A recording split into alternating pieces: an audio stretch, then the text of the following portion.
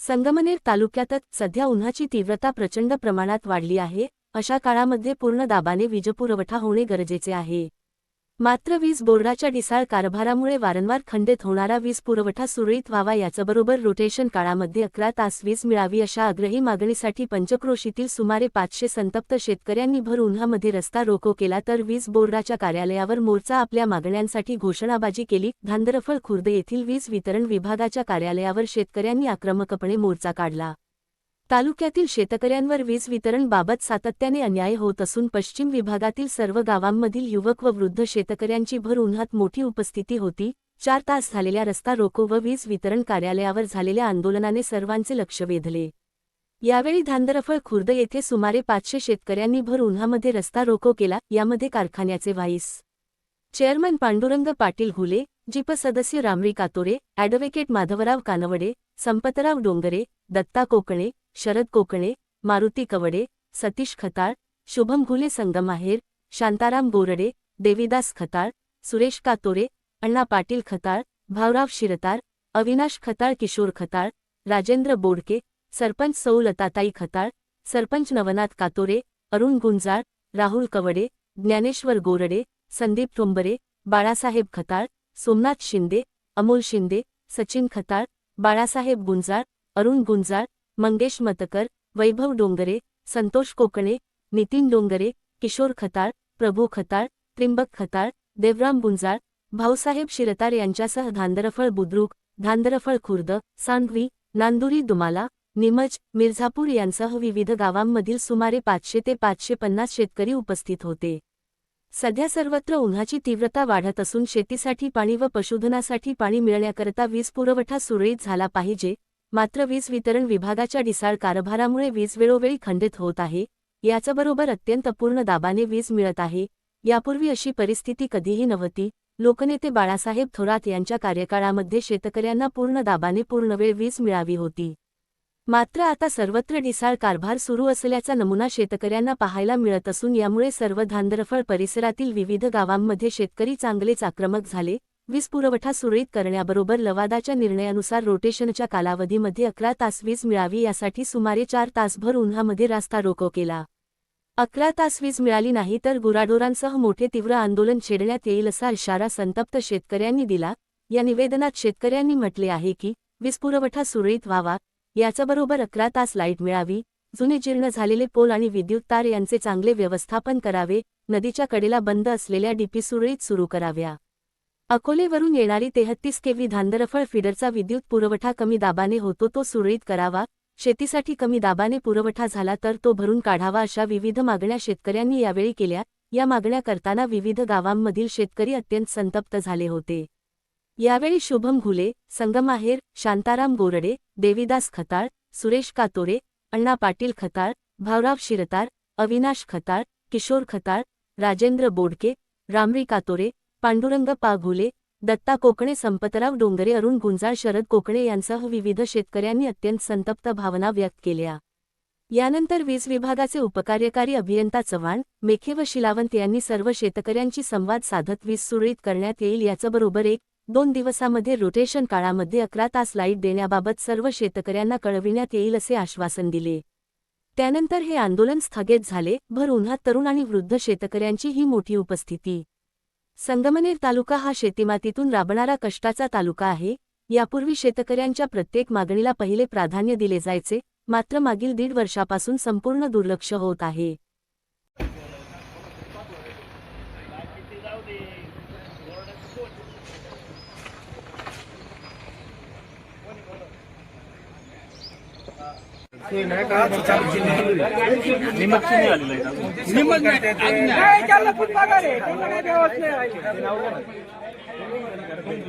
चालू केले होते का पाहिले असते का ते लगेच म्हणलं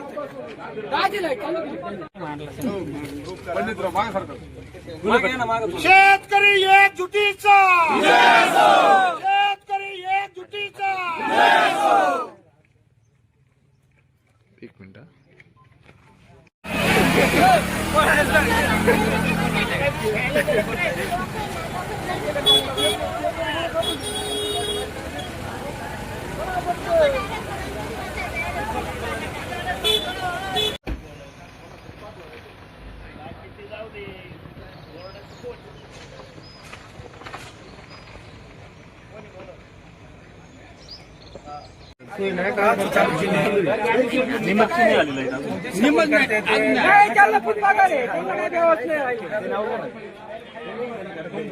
चालू केलं होते का पाहिले असते का ते लगेच म्हणलं ना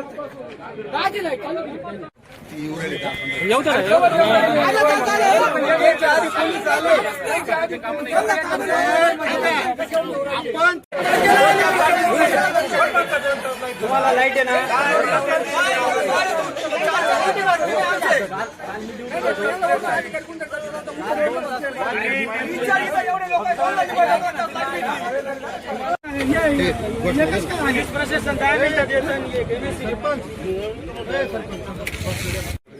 गेल्या 2 महिन्यापासून जे लाईटीचं आपल्या दांदरफळ सबस्टेशनला जो प्रॉब्लेम चालू आहे, आपण सर्व शेतकऱ्यांनी निश्चितच या ठिकाणी आज तीव्र असं आंदोलन घेतलं.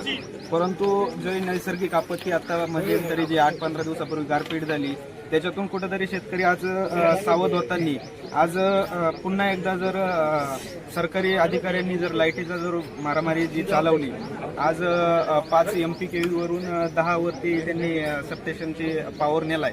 निश्चितच या गोष्टीचा आनंद शेतकऱ्यांना आहे, पण याला पर्यायी त्यांनी अगोदरच या ठिकाणी व्यवस्था करून ठेवायला पाहिजे होती. आज अनेक शेतकऱ्यांनी कोथिंबिरीची लागवड केली, त्यांना कोथिंबिरीला दर 2 ते 3 दिवसाला पाणी लागतं, पण आज ते माल वाळून चालले. घासासारखे जनावरांचा चारा वाळून चालला. स्वतः माझी 50,000 काडी फ्लावरची 7 तारखेची लागवड आहे, रोप घरी येऊन पडलंय, लावायला पाणी नाही. ते जर जळालं त्याला जबाबदार कोण? निश्चितच याच्यावरती सरकारने काहीतरी योग्य असा निर्णय घेतला पाहिजे, नाही तर या ठिकाणी असं तीव्र असं आमरण उपोषण हे आज आपण या ठिकाणी या अधिकाऱ्यांना सांगू इच्छितो.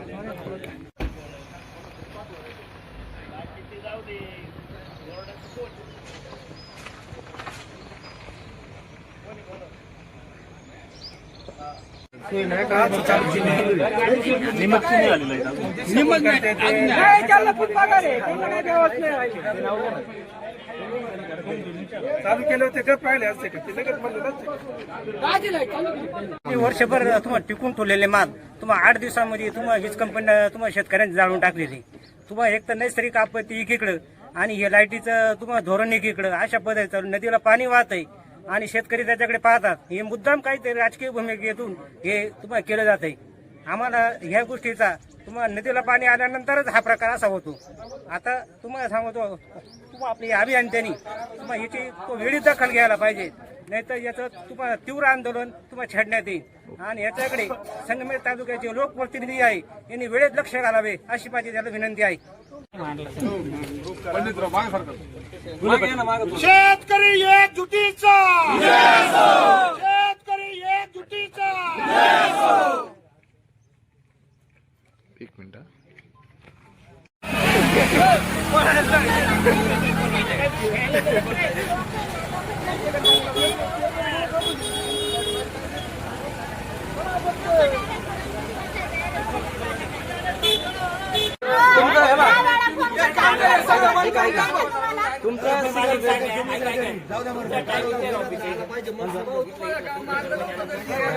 कंटिन्यू राहते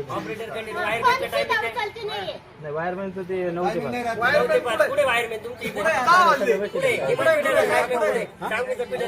हमिंगला ठेवतो, थोडं तापवतो, तसं तो आपण हमिंगला ठेवलेला आहे.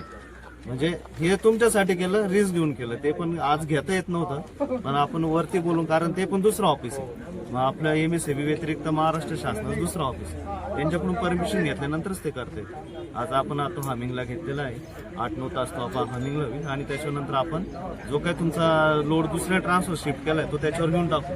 त्याच्यावर घेतल्यानंतर आपला जो वीज पुरवठा आहे तो सुरळीत होणार आहे. दुसरा तुमचा तो जो मुद्दा होता 11 तासाचा, हा जरा टेक्निकल विषय आहे 11 तासाचा. तर मला थोडंसं वरती चर्चा करून याच्यात काय मार्क काढतील ते बघतील, कारण 11 तास एजीला तर कुठेतरी सापलं, कुठेच नाही सापलं.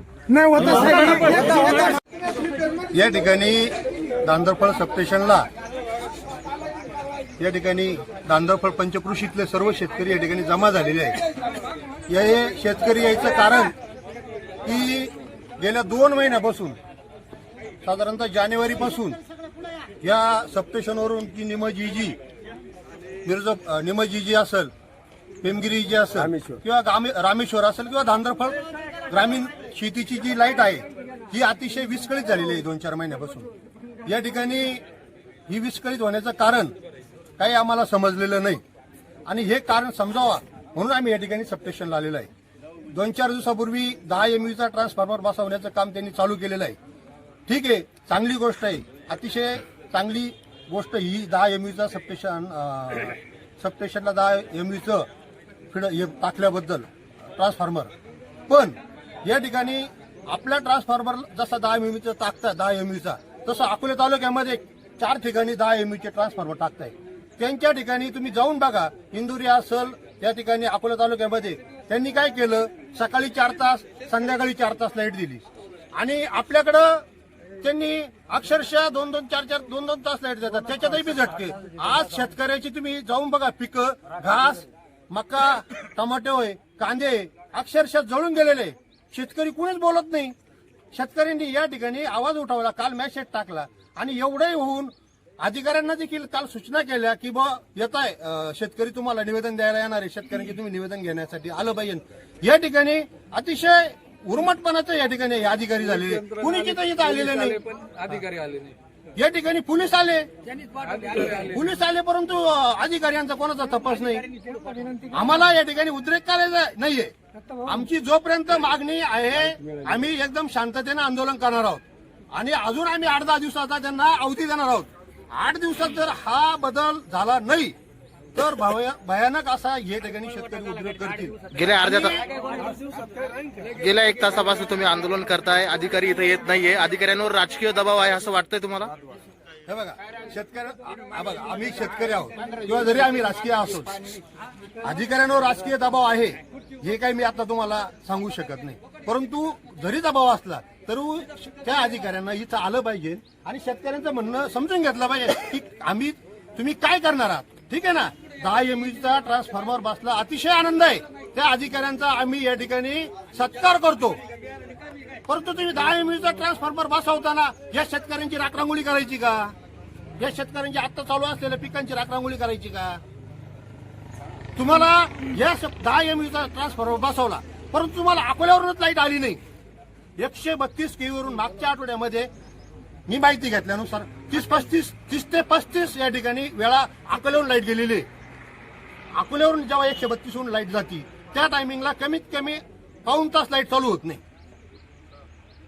आपली पुढली भूमिका काय असणार आहे? पुढची भूमिका आमची तीच आहे की रोटेशन काळामध्ये या ठिकाणी लवादाना जो निर्णय दिलेला आहे 11 तास लाईट रोटेशन काळात द्यावी ही महत्वाची. आणि इथून मागे देखील का नाही 11 तास लाईट भेटत होती रोटेशन काळात. आम्हाला रोटेशन काळात 11 तास लाईट मिळाली पाहिजे. त्याचप्रमाणे 132 KV अकोल्यावरून जी लाईट येते ती पूर्ण दाबाने आली पाहिजे आणि ग्रामीण भागामध्ये हे जे निमजी असेल, मिर्जापूर असेल, पेमगिरी असेल, रामेश्वर असेल, धांदरफळ असेल, जे सर्व नदीकाठचा जो पट्टा आहे या 11 तास रोटेशनच्या काळात कमीत कमी 11 तास लाईट मिळाली पाहिजे. आमचा सगळ्यात महत्वाचा विषय आणि सगळ्यात महत्वाचा मुद्दा तोच आहे की आम्हाला सबस्टेशन चांगलं चालणार आहे याच्यात आम्हाला आता काही शंका नाही. 5 MVचा ट्रान्सफॉर्मर 10 झाला निश्चित चांगला चालेल, परंतु लाईट आम्हाला 11 तास मिळाली पाहिजे आणि पूर्ण दाबाने मिळाली पाहिजे.